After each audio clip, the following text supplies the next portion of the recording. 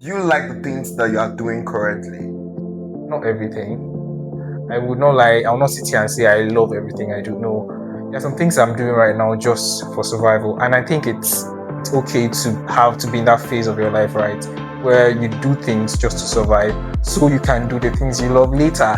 I have been able to build my personality about other things, right? So I don't want you to see me and the first thing you are seeing in me is that, oh, this person's a lawyer. Can you tell us about the Nigerian law school? How was your experience? Being a Gen Z is not an excuse for bad character. Because that's what most people see it as.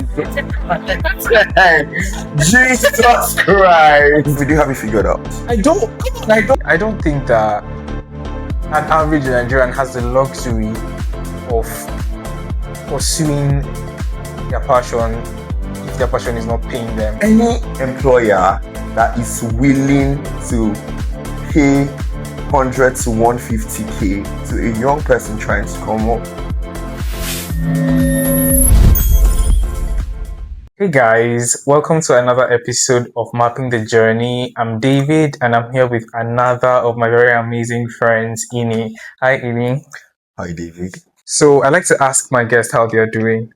I know I've asked you before, but you just said I'm doing good. Are you really good? Are you good?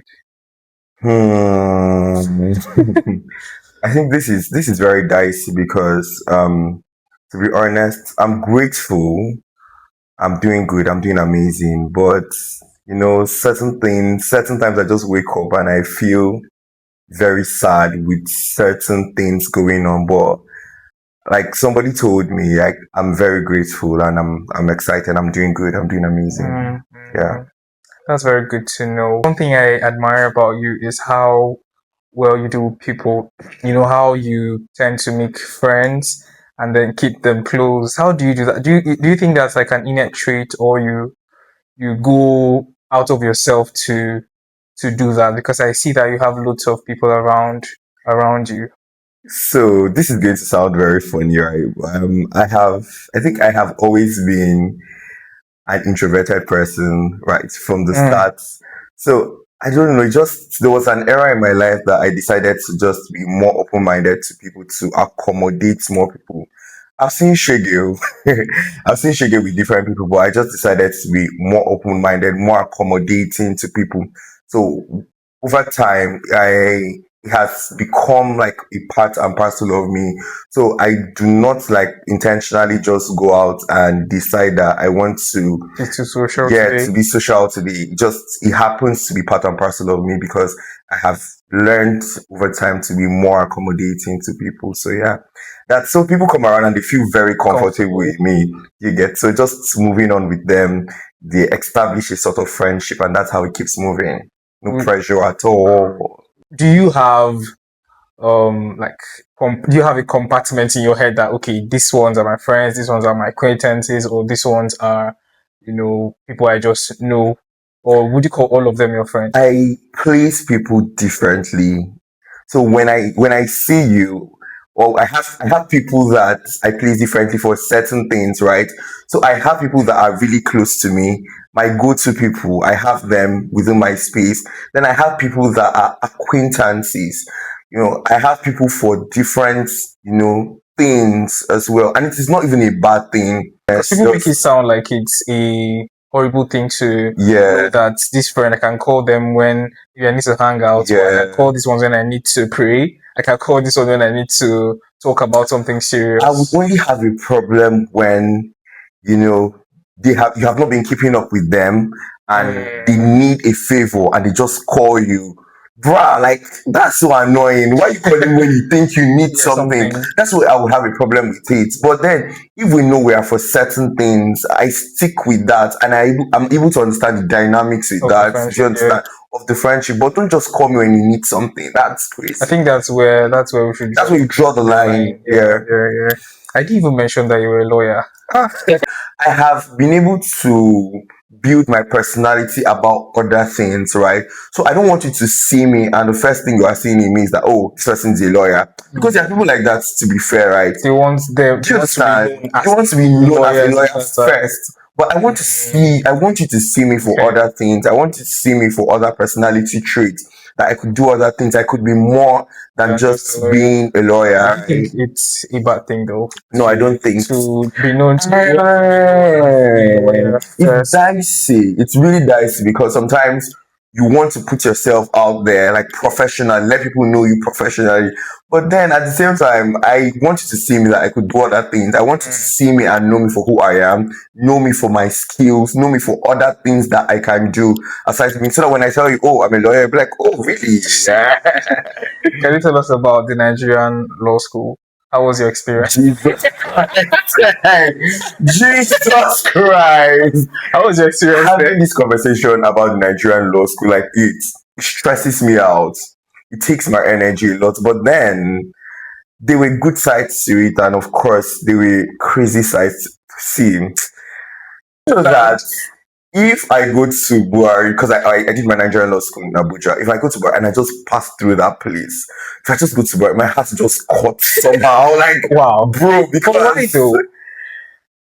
I've been there for a year. I was there for because you are not the first person I'm hearing this kind of story there from. are certain places, there are certain experiences you have, David. Don't you have certain experiences and then you move out from that experience and it traumatizes you somehow? Like I do have those experiences. And I'm not but I'm surprised that it's even with people, there are certain people you move on from. Like you just see them. Do you know what's surprising me? That is the Nigerian law school that would make you that traumatized. Like that's my surprise. Why would a place where you're supposed to be trained traumatize you that much? And it's not peculiar to you. Yeah. Almost all of you say that.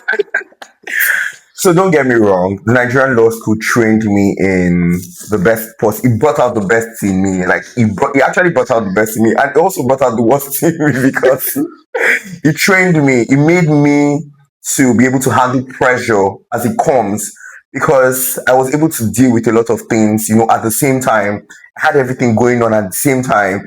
Do you understand? I was also able to be more exposed to people. So that was the good part of it, because I made friends, I connected with people, I saw different people, I was more exposed. I was able to handle pressure. There is so much pressure in Nigerian law school. So now, the bad part of it was that the pressure became a lot. That trauma that left me in so much trauma. Do you understand? So I mean, we are here now. I mean, we're a barrister now. We're here now, clutch it. Let's get a bit serious. Okay. We finished National Youth Service. Yeah. Just how many months ago? And for people, this is like their introduction to real life, quotes unquote.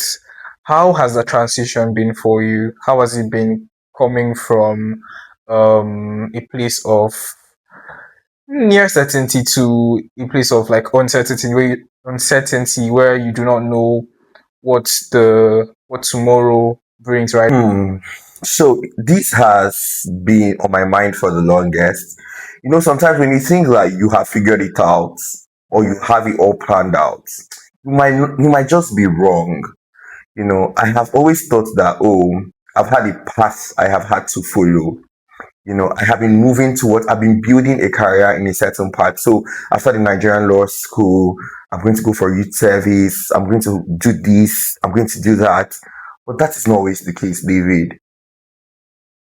The other day, I just woke up, I woke up very teary. I'm like, are you sure I'm actually moving the path I'm supposed to move? Like, is this it? Well, to what end? Do you understand? Is this what I'm supposed to be doing at this time of my life? Am I really doing? Am I under pressure? To put myself or to fit myself in a certain way? Do I want people to think that, I'm just moving through and I'm going? Am I really satisfied with the kind of things I'm doing? I was just questioning myself a lot. But the transition for me has not been too smooth, because of course I've been in the era of trying to figure it out. I mean, and I think that's what this conversation is about, and that's what your YouTube is about. Exactly. Just really trying to figure it out, tick all the boxes to know if you're on the right track, to know if you are moving well. So it has really been a not so easy and very smooth transitioning, because I'm just always thinking. I'm always on the spot. I'm always like, am I supposed to be doing what I'm supposed to be doing? Am I on the right track? And I think, yeah, I think you're not alone here, because lots of Nigeria in this phase Mm, are faced with the same challenges, right? yeah. And that's why we're having this conversation, so that people would know that they are not alone when they are feeling how they are feeling. Because I know that when people look at us or look at other people, because they don't know what they are facing, they tend to feel like they are facing what they're facing in isolation, Mm. right? But this is the experience of almost every young Like, Nigerian. I was even speaking to somebody the other day, and I was just telling her about the situation. She was just laughing. I'm like, do you know what you're laughing at? This is my life. Like, why are you laughing? Like, but she now told me that I just finished a month ago, and And you're already under pressure. I'm under that pressure. That how about her, that she has been for almost 3 years, almost 2 years. She has been in that phase of trying to figure it out. So a lot of people have actually told me things like that. Like, I should calm down, no pressure. That I just finished. I should calm down. I should take my time. And I just realized that there are a lot of people in Nigeria like this. So there are people that are just trying to really figure out what they're supposed to do with their lives. There are people that found it early, and I admire them so much. Guess what? Back then in school, Okay. there were people that they just had it all figured out, that this is what they want to do, and they were going after it. You understand me? I was just there. I was just going with the flow. Let me ask you a question. Yeah. How do you know that they had it figured out? You do not know that. You from afar, you might think they have it figured out because of how they present. But deep down, they might just still be figuring it out. Do you know that some people might think that? Yeah, some people might think that you have everything figured out because of how you present. Yes, so Yeah. that's how one girl, she sent a message earlier today. She was like, Imi, I admire you so much. You have everything figured out in your life. In my head, I'm like, thank you. But deep down, We I know know that yeah. I'm struggling with like putting my life together, right? And We have different things we want to do, and we don't know if it's okay to, dabble into this or dabble into that. we do have it figured out. I don't. Come on, I don't. That's why I am having this conversation, because if I have a friend that always thinks that David has it figured out, which is a lie, a very big lie. Every time he always refers to me as that person that he wishes he has things figured out. Like, maybe he doesn't use the same words, but I mean that's what he infers. Like, he wishes he has things figured out like I do. He wishes he's where I'm at. What I always tell him is, do not wish for what somebody else has, because you do not know how the person is struggling or what the person's struggles are. If I give you my shoes, you might fall because you don't know what it is I'm facing. If Send me your $10. I wish for what you have. But I feel you. Come on, you know what I'm talking I about. feel you. But Yeah. do you like the things that you are doing currently? Not everything. I would not lie. I will not sit here and say I love everything I do. No, there are some things I'm doing right now just for survival, and I think it's okay to have to be in that phase of your life, right, where you do things just to survive, so you can do the things you love later. And yeah, and that's my mantra, right? Yeah. I will do what I need to do now, but I will make sure that in the later days of my life, I am doing only the things I love to do. Because, for instance, you know how many jobs I do. Like, Yeah. I do this. Not all of those things I love. The thing I'm doing now is one of the things I like to do. I like to, talk to people. I like to pick people's brains, and I like to have healthy and meaningful conversations with people. But I didn't even know that I could do it on this scale. But this is one thing I like to do. But this doesn't give me money, and I need money at this point, right? So I have to do what I need to do. My profession, yes, I'm into GIS, I'm into data science, I'm into data analytics. I like it because of how it makes me think outside the box. It challenges my mind to think, and that's what I like to. I like to create stuff. So I like all of that. But right now, I'm doing even more than what I just mentioned because I need to put food on my table. So I think that's how we grow. We start by doing what we don't really like, what we not necessarily do not like. Then we grow into doing things that we like. So how do you now strike a balance between passion and making money? Because bro, you need to make that money. How do you strike a balance between both? To be honest with you, right now, because you need to pay bills, David. Exactly. I don't think that an average Nigerian has the luxury of pursuing their passion if their passion is not paying them well. Yes. What I mean is, we're in a country that there's no social security. You pay for every single thing you own. You pay for, like, out of pocket. You pay for your hospital bills out of pocket. You pay for your electricity out of pocket. Every single thing you pay out of pocket. And then you want to pursue your passion that will take how many years to come into fruition. You don't have that luxury, unfortunately. So yes, I have my passion, but I mean, the thing I'm doing is out of passion, right? But I do other things to pay my bills. If you must follow or pursue your passion in this in this country, you must have a paying job by the side. That's what I think. I feel you. Yeah. So talking about jobs and passion, would you when I do that, you're Put me looking on for a the job now? Would you take a job that pays you 150K for a month without any bonuses, without any housing allowances? 150K for a month. Bad. The thing is that if you look at it, right, living as a young person, especially in Abuja, having to pay rent, having to. What's the average rent in Abuja? Just so you know. So they will say It depends on the area you are living in, right? I think for very normal areas like basic residential areas, right? I think an average rent should be about 700, 600, 700, 800. Yeah. That's an average rent. I mean, you have to do all of that. You have to pay rent, you have to pay bills, and transportation bills, particularly in this climate. It's a lot. It's a lot. So any employer that is willing to pay 100 to 150K to a young person trying to come up without even any additional incentives is not doing well. I mean, we must have to learn to call a spade a spade. Yeah. It's not doing so well. Because you are also trying to survive. I mean, aside paying these bills, you are trying to survive. You will just wake up in the morning and they tell you that you have to pay for lights. You wake up in the morning and see something has fault. You have to fix it and you are paying. Jesus. It's a lot. Yeah, it's a lot, especially as a young person, right? People might think that we're joking when we talk about 150K salary.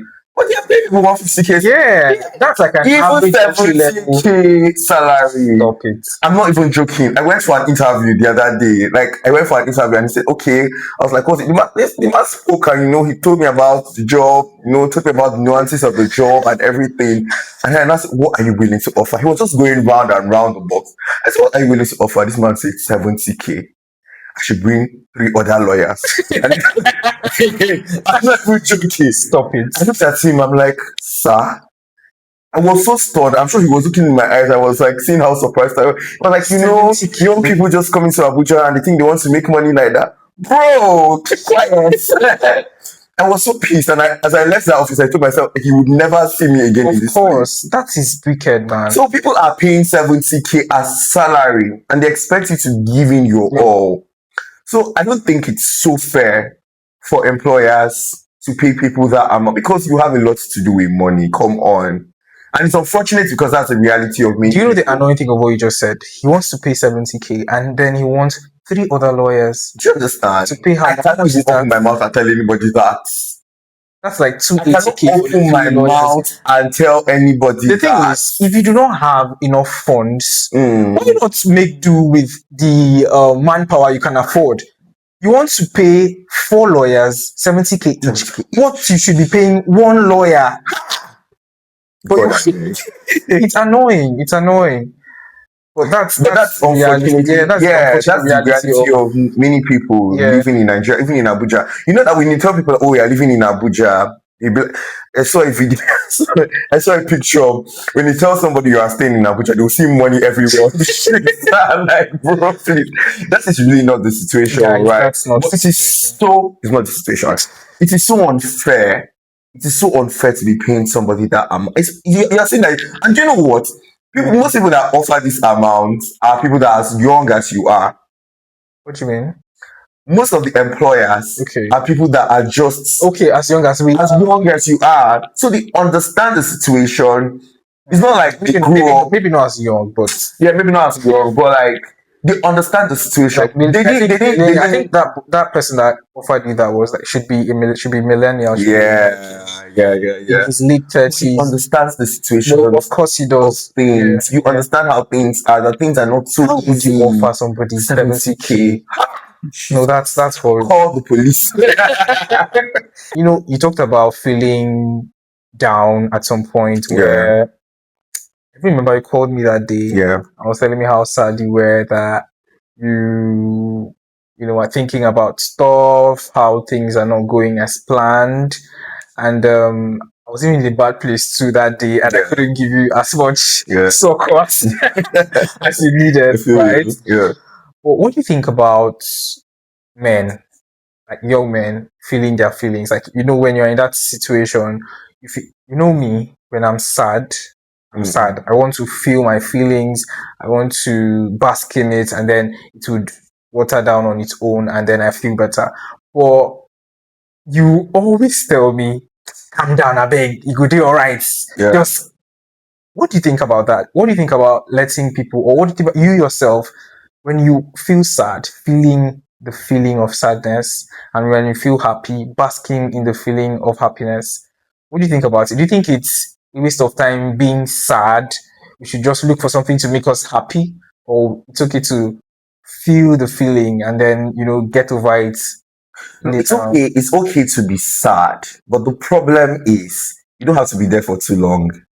What's your definition of too long? Of too long. Because when we are talking, you know, they too long, you will be like, snap out of this. You have to snap out of it. You have to snap. You don't have to be there, because staying sad is not going to solve the situation, or it's not going to change things around to the original state. What has been done has been done. You have to like, there's no time. We're in Nigeria, there's no time. Things will definitely happen. You wake up to like disappointment, unfortunate situations, but you don't have to stay there. The problem with a lot of people is that they stay there. Don't stay there. It's because you're a human being, because you are human. It's naturally okay for you to show those emotions, for you to express those emotions out. But the problem is when you stay there. And I do not recommend that you stay there. You could be depressed. And when you are depressed, you might likely die. Yeah, I get you. Yeah, so that's just it. It's okay to enjoy the moments when you are supposed to be happy, and when you are sad, it's also okay, but don't stay there for too long, because there has to be a balance. Even when you are too happy, you have to control it so it doesn't get out of proportion, right? Yeah, talking about feelings and showing. Yeah. You are Gen Z, right? You know how Gen Zs take their mental health seriously. Yeah. How when we know our rights, we do not like people to trample on them. Yeah. And we tend to take this to wherever we are. We tend to take it even to our workplaces, right? And then, because most of our bosses are like millennials or even earlier generations, it tends to rub off on them as being disrespectful or being insulting, right? What do you think about? Do you think we should tone it down, or it's okay to show up when we think that we are being trampled upon, we call it out as we do, or you know, when we see that someone is trying to make us feel bad in a way that would affect our mental health, we should call it out? So um in this part of the world, right? So most official settings, they have a mixture of both millennials and Gen Zs. And I always say that being a Gen Z is not an excuse for bad character. Because that's what most people see it as. They use it as an excuse, as a weaponized excuse for bad character. There has to be a balance, right? The millennial employing a Gen Z person, for instance, should be able to understand that, oh, this person is young or this person is in a different generation, and there has to be a balance.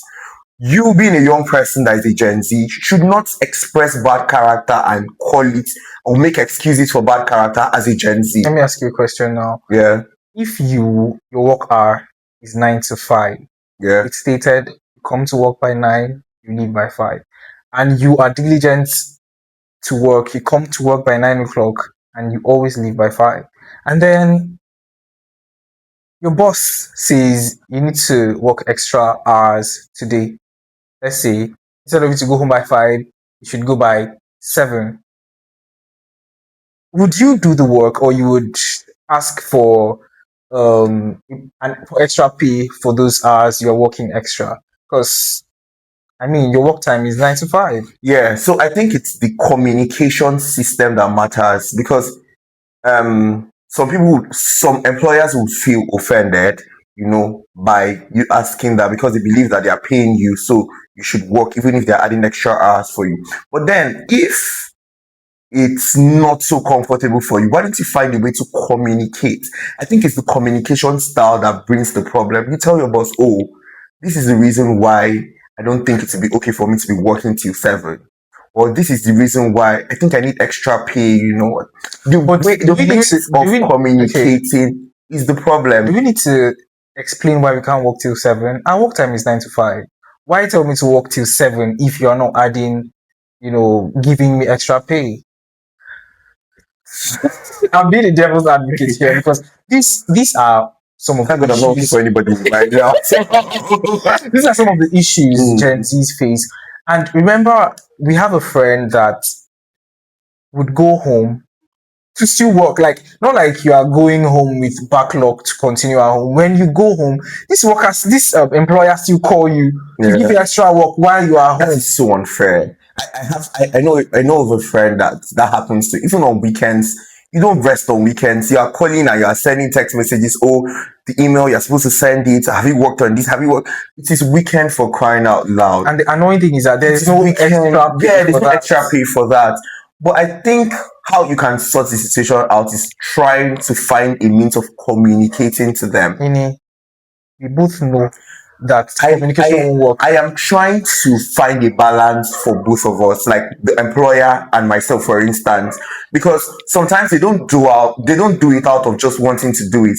It could be that there's pressure on their ends to maybe to meet a particular deadline or to work for a certain client, right? There's so much pressure, and they're trying to do that, push that to you as well. Then pay me for extra hours. Yes, and the problem is not that you're not going to pay them for extra hours, but then you have to ask for the payment with a very, very good communication skill. Like, you have to be very emotionally intelligent to be able to do that. Do you understand? You not just go and tell your boss, you have to pay me for this. So you just talk very, very explicitly. Do you understand? Yeah, I get They don't regard, first of all, the position. You should understand that your boss is in a higher position than you are. So there are certain ways you ask and demand for certain things. Do you understand? So that's just it. Knowing how to communicate, but also knowing how to express with emotional intelligence. Yeah. That's a very good answer. In fact, that's a perfect answer for this question. Yeah. And they always say Gen Zs are not emotionally intelligent. Do you agree? No, I don't agree to that. Some. I think it's a general thing, because there are many millennials that are not emotionally intelligent at all. There are more millennials that are not emotionally intelligent. Well, okay. Yeah, so I do not agree with that. I think that's not true. Yeah, that's not true. Okay, now, we're in the phase of decision making. This is a phase of our lives where we would make lots of decisions. I know, right? And it's not like you're an expert, right? I know. We're just talking as to how we would handle situations when we are faced with them. Yeah. So you've made loads of decisions, right? Yeah. And there are some decisions you've made that you do not know if they are the best. For instance, you have two things on the table, right? Two opportunities on the table, right? And then you don't know whether to take one or the other. How do you take a decision to take one opportunity and then not think whether the other opportunity would have been better? For instance, you take a job role, right? Yeah. You have two job roles available, and then you have the two offers, and then you take one. But how do you take this one position and then stop yourself from thinking whether the other position would have been better than this one you found yourself in? Do you get the question? Yes. Have you found yourself in that situation? Oh yes, I before? okay, yes. So for instance, when I had two offers when I was doing my NYSC, when I just came out from camp in NYC, I had two options, so I was just trying to think about it. The two options were good, they were fair offers, right? I was just thinking about it. I was going to lose one for the other. And I had to consider a lot. I had to make calls. I had to, take a lot of things into consideration. But the thing is, I had to just risk it. You have to risk certain things because you don't know what you're going to miss out if you lose the other one, or if you don't know what you're going to miss out if you lose the particular one you want to take. So just risk it. And now you have to be very smart. There are a lot of things you have to put into consideration if you are taking a particular route. You have to consider your transport. You have to consider the proximity from where you stay. You have to consider the working environment. Does it align with what you want to do in the future? This is the future. Does it align with what you want to do long term? Yeah. Right. So you have to consider all of these things, put all of these things together before you decide on taking a particular role and leaving the other one. Yeah. Again, I think to add to what you've said, one thing I do not do is to overthink what the other position would have been like. Because Yeah. guess what? If you had chosen the other one, you would still be in a position of thinking Regret. about how the other one would be. So you would regret either way, whether you Yeah. take this or not. You would still have the feeling of maybe the other one would have been better. So what I do is, if I take this decision, I'll stick by it, and I would not think of what the other one could have been like, because I know that if I had taken the other one, I would still think of how this one would have been like. And I think that's how life is generally, Yeah. because in both ways there are risks involved, Yeah. right? And you don't even know which is which. So it's better to just choose one, stick to it, and forget about how the other one would have been like. To take that risk. Yeah, today. take the risk, take the risk. Let's talk about vision next. Oh yeah.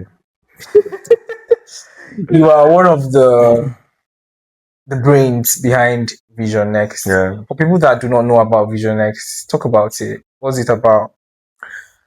So Vision Next is a community for young professionals, people that are trying to find their way around professionalism in their chosen areas of endeavors. So we realized that at the beginning of the year, people have plans, people have New Year resolutions. You know how you want to do certain things, in the year.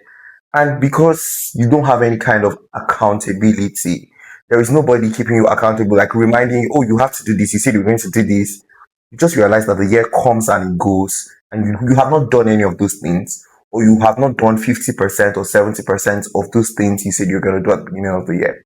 So we came together, we decided on bringing young people together in a particular room, and you write down your vision, your plans for the year, your resolutions for the year, and you have a body of young professionals, just keeping you accountable. We have sessions, media sessions, and other sessions to just remind you of what you said you were going to achieve, or what you wrote down in your vision boarding at the vision boarding conference.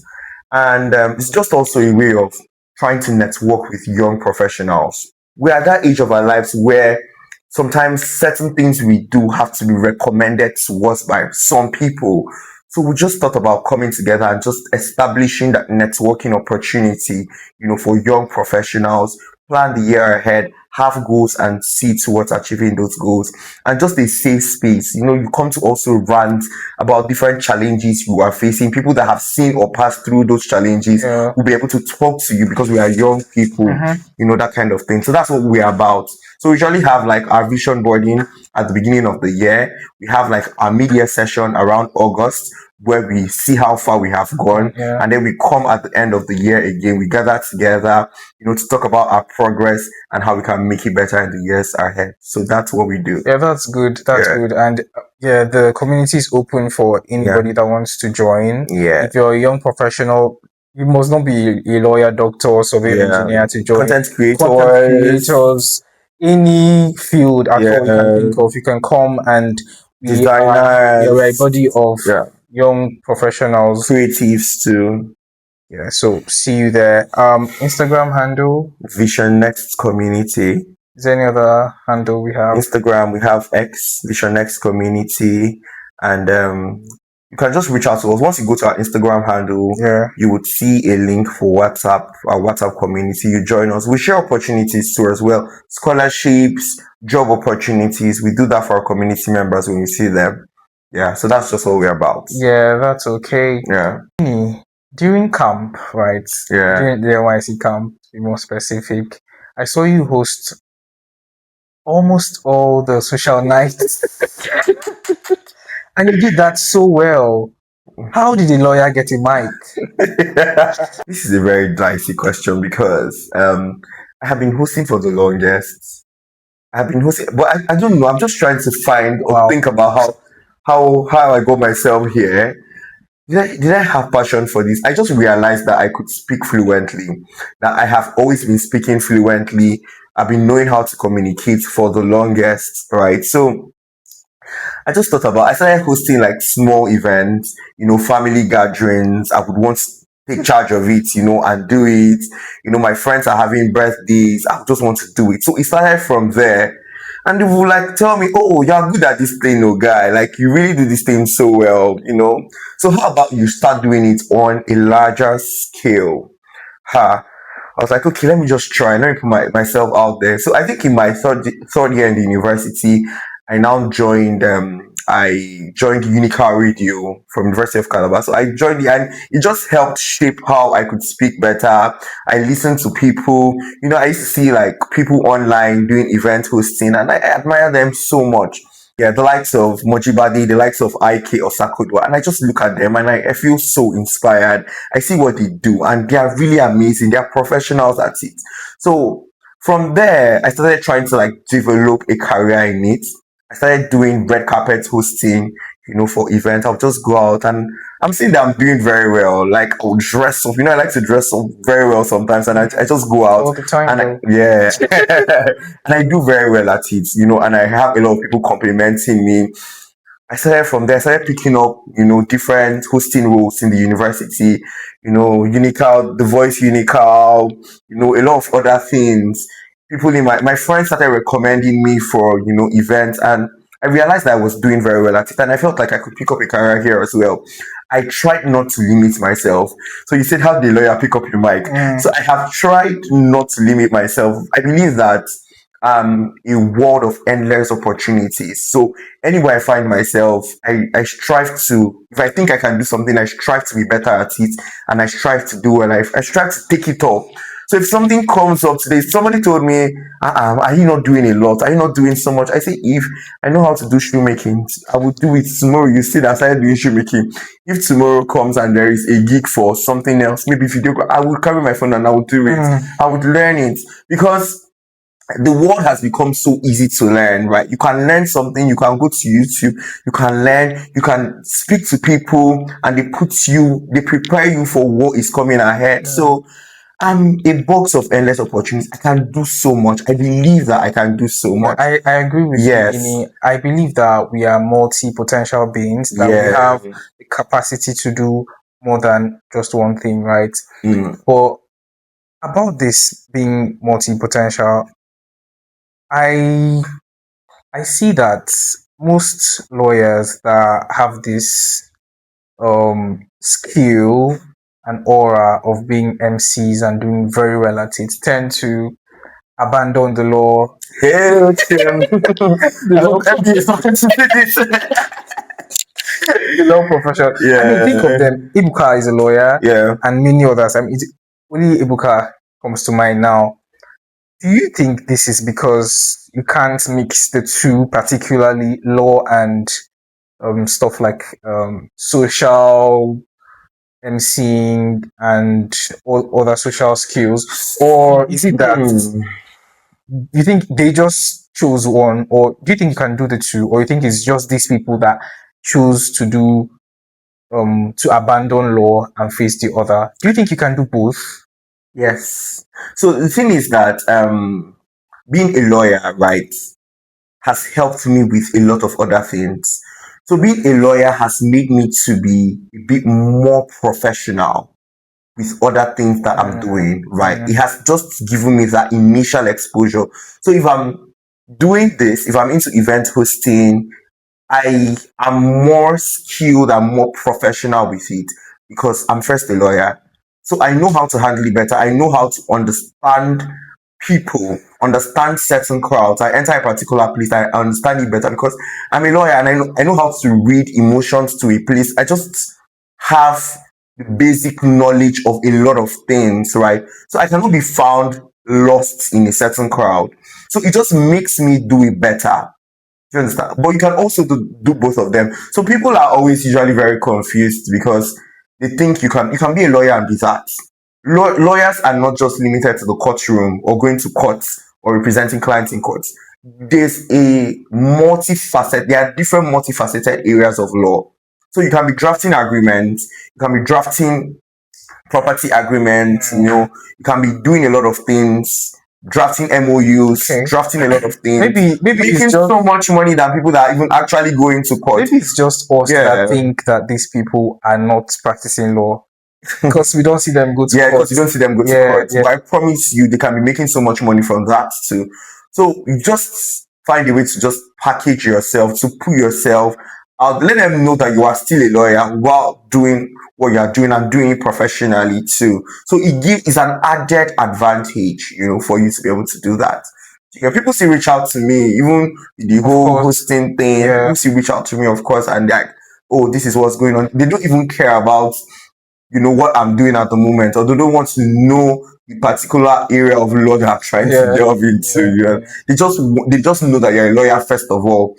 Now, some people have this issue of their maybe parents not being in support of the other passion they have. What would you do if you love a particular thing that you can even do without being paid for it? Because I know for sure that you can host an event even without being paid for it. And then that was then. Sorry, I'm sorry. I was very passionate about it. You know what? Now, like you like there are things they are being to pay right now. So come on, let's be politically correct here. Now, you know what I'm talking about. I feel you. So, and then your parents, who you respect and love so much, do not like that you as a lawyer is, being called here and there to MC for events. How would you handle that situation? When you start making money from it, I promise you that they would adjust. They would even encourage you. They would even recommend you. Like, my son there, you know him more. He hosts professional. Call him. They'll give you their number. Call him. Kind of thing. When you start making money from it, and they are seeing that you are making money from it, I promise they would rest. They would adjust. My dad hasn't, for one, been somebody that has really been so comfortable with my hosting. He thinks that, I'm supposed to be a lawyer. I'm a lawyer. I'm supposed to practice. I'm supposed to do this. I'm a lawyer. I'm not supposed to. What this extra was? What is this one? Is it what he sent me to school for? Yeah. He hasn't. But when I started making money from it, when I charge my client and make money, and he's saying that, I'm actually making money from this thing. I'm even giving him some self. He just started bringing it down, turning it down a bit. He's not he's not as fireful as he was before. So when you start making something from it, I promise you, your family members, everybody's going to calm down. So try to be the best at it. Try to be professional and just be good at what you're doing. And I promise you, they are going to adjust 100%. That's true. I promise you. Do you think your family would react a certain type of way if they realize that a first class graduate from geoinformatics and survey is now a YouTube podcaster? I mean, I don't think they'll have a problem with it, honestly speaking. My dad is very open-minded to things like this. And if you say you want anything you want to do, go for it, right? But I know he wants me to be a registered surveyor and all of that. Yeah. Yes, I have those dreams too, but my dreams are not limited to those, right? And I think it's very, very valid for you not to have dreams limited to what you studied in school. Yeah. I think it's a way of blocking your horizon to think further. Because there are many, many other things you can do aside what you studied in school. I have friends that are lawyers doing other things. I have friends that are doctors that maybe because for now they have the luxury of time. I don't know if they would keep doing this in future, but I have friends that are doctors that are not just focused in their medical career, right? And I think it's good for young people to think of diversifying instead of just focusing on that. This thing is so scary because you just mentioned something now, luxury of time. I get so scared. Will it get to a point where I'm very seriously involved in my career and I don't have the luxury of time to do the other things I'm passionate about? So this part of it scares me so much. I don't speak about it as much. You're not the only one. I think about that every time. Even the other day when I was trying to edit the videos, I was just like, In fact, you even told me that very soon you have to pay people to do this. You have to pay people to do because of how much time it takes, and then how time consuming our careers can be. Yeah. But I don't think I'll be happy if I get lost in that and then leave out what I really love, right? Not like I don't love my career, but this is like fun and work at the same time. Yeah. Again, I don't have lots of hobbies. This seems like a hobby to me because I don't have a lot of hobbies. Do you have hobbies, Ini? What do you do to wind down? I think going to the gym is one of it because that's true. I started my fit farm lifestyle. That was last year, and it has been very good for me. Like it has put me in the right mental space, to be honest, because there are times I'm just thinking a lot, right? A lot of thoughts coming here and there, and I just go to the gym, and music is blasting, and I'm working out, and also like I listen to music a lot. I like to listen to me. I like to watch podcasts too a lot of times. So that's something I really like to do. Okay. Yeah, let's talk about pressure. If I'm talking about people putting people under pressure, you should be on the list, on the A list. Because if you go to your LinkedIn page, oh my goodness. That's why people think I have negative life. See, when I posted once that, I'm about to be done with NYSC, I'm about to be unemployed, you're like, it's a lie. That's not true. Are you kidding? I'm not even joking. That's not true. How would I say that? That should stop lying. They don't say stop lying on the internet. You are a liar. I'm telling you. But they don't believe me. They would never believe me. Well, the question I was trying to ask is, do you feel pressured when you see all these things? I like to ask people this question, like everybody that would bring to this channel. I think I would ask all of them this question. Do you feel pressured by those things? By what you see that people achieve on social media? I'm not going to lie, yes. I like I'm not even going to lie, yes, because sometimes it just keeps you in check. It has a way of letting you know that are you really moving on with your life? Social media is a very crazy place. I'm not even, especially LinkedIn. Hey, I'm glad to announce. I'm glad to announce I started doing this. I'm glad to announce. Guess what? At 18, Like the funny part is when they announce that and then they now add the age and say, "Hey, I was promoted to senior manager at age 18." I don't understand. You're not mentioning a lot of roles. You're like, Yeah. look at you. What are you even doing? You know, all of that. So I'm not even going to lie. I feel Is pressure. that a good thing though? Do you think it's okay? It's good to let yourself be pressured by social media, knowing that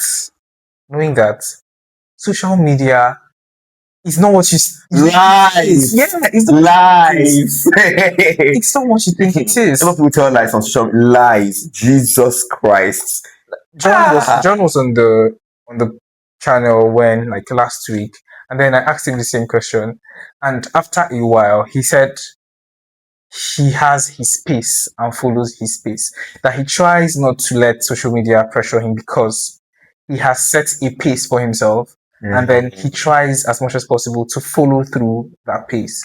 And it was very insightful to me because if we follow what we see on social media, You might fall into depression. yes, you will fall into depression because again, you don't even know the story behind this person's success. Some people are nepo babies. They have everything at their beck and call. Yeah. They have life easy for them, and so they have things work out easier for them than some of us. Also, I'm not saying that there are people that do not struggle and then Nepo baby in Jesus' name. I mean,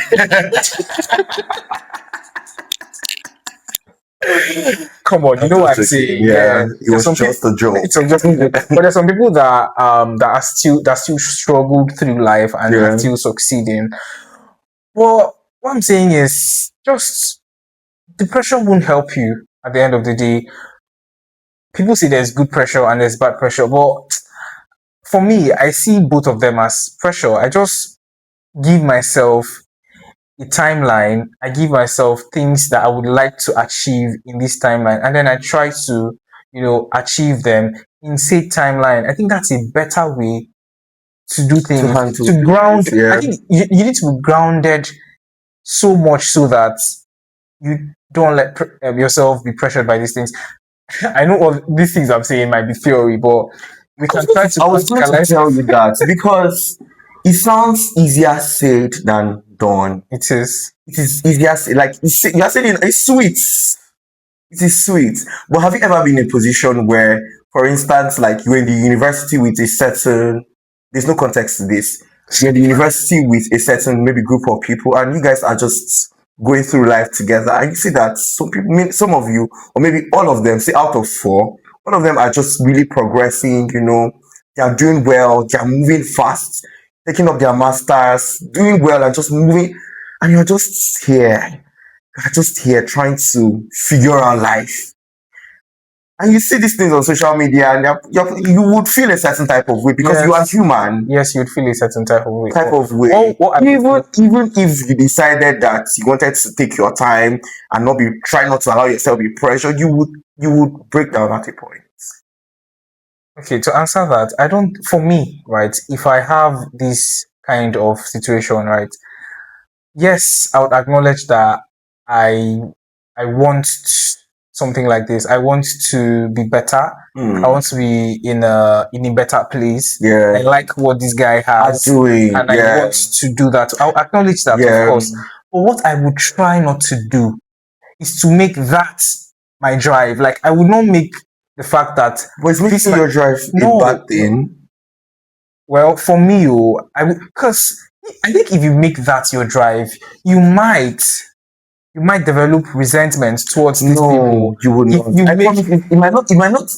I don't even think it wants to come from. It's coming from a bad place. It's not coming from a bad place. You're just seeing them doing well. Like, no, what I'm saying these are my guys. They're doing well. They're doing really well. What I'm saying is, right, if I see these guys doing well, I would acknowledge that I also want to do well. Yeah. Why I would not make my drive is because they are doing well, I want to do well. Do you get? I wouldn't make the fact that I want to do well because they are doing well my drive. No. Yeah. I would have my goal set. Yeah. And I will make that my drive, not because these my guys are doing well. Yeah. Like, I think that's the difference between what I'm saying. Or maybe we are saying the same things, but in different No, I feel you. languages. Yeah, because I think that if you make the fact that these guys are doing well your drive, you want to achieve this thing because XYZ has achieved it, Yeah. and you do not achieve it, trust me, you would develop resentment Yeah. towards these people. Whether you acknowledge it or not, there will be when you see when you in fact it might even get to a point that when you see their post pop up, you will not even want to congratulate them. You might even want to swipe. No, I don't think so. I don't think sometimes it has to be that way. You are genuinely happy that these are your guys, like these are your people. They are moving, they are progressing. You are genuinely just happy for them. But sometimes you just think about yourself and like, what's going on with me now? Why am I still here trying to figure out what to do? Do you understand? Meanwhile, people are going forward on a very fast pace. So I'm just talking about like sometimes just really seeing these things and you just break down because I mean there is social media, it's LinkedIn for one. You see these things and you are happy for them, you are genuinely happy for them, but at the same time you are reflecting on your own life and trying to see how you can make yourself better. So sometimes like, you draw inspiration from them and not necessarily a sort of maybe resentment, to their achievements. You just like, oh, these are my people, but you think about yourself genuinely too sometimes. But I think this is just a case of comparing yourself to others, which should not be. Which should not be. Yeah, I think when we get to this point, we should clock that we are comparing ourselves to other people. Yeah. So I think a common ground here should be that when you see yourself comparing what XYZ has to what you have, then get yourself out of that position. Yeah. Snap back immediately. Snap back immediately into yourself. You should be the center of everything. Center yourself. You should be. I'm not saying that you should not draw inspiration from people or whatnot, but it should not be a thing of comparing yourself to other people, because whether you like it or not, there is going to be either a happiness because this person you're comparing yourself to is not doing as well as you are, or a sadness because this person you're comparing yourself to is doing more than you are doing, which both should not be. Both should not be, right? So I think you should always compare yourself to what you were previous. I know it's cliche, but it's the best thing to do. So compare yourself to what you were before. Do you think that people on LinkedIn compare themselves? Of course. Of course. I'm on LinkedIn and I post though, but I mean I don't even post as much. You always nudge me to do more postings, right?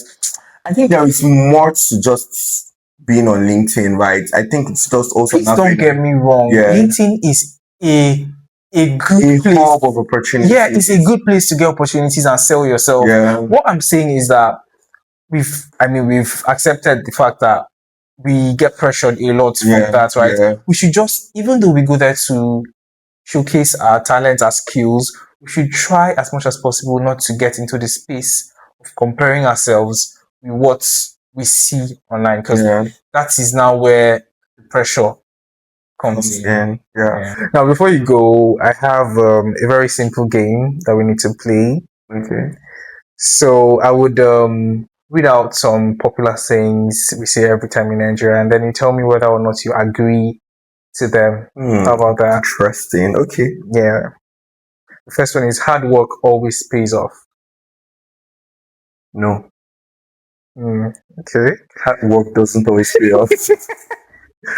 Money can't buy happiness. Money can buy happiness. Money can buy happiness. You're such a vain boy. Yes. God. Yes. Money can buy happiness. If it's meant to be, it will be. No. Hell. Okay, you can do everything right but still fail. True. I agree to that. Okay. Then the very last one. You find love when you stop searching. That's a no then. Yeah, that's a no. Okay, thank you very much for coming on, Amy. Thank you, David. This was such a great conversation with you. Yeah. And guys, be ready to be tired of his face because he'll be coming on here every other time. Yeah. Yeah. So for me, I Bye.